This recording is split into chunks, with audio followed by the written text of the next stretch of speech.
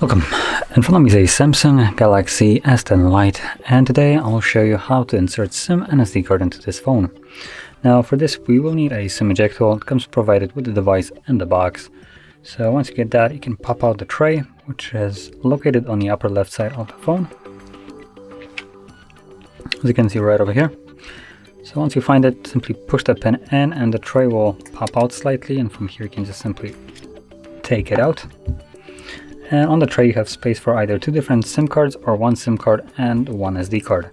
So if you're planning to use both trays for a SIM, then you would place the SIM card like this, basically sideways,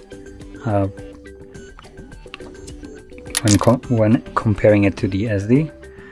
Now if you're planning to use it for both SD and SIM tray, then simply pop it in like so, and then insert it back into the device. As you can see, there is the pin for the SIM card, so SIM is obviously working, and SD card should be working as well. Hopefully I don't have to restart it. There we go. So there's the SD card as well.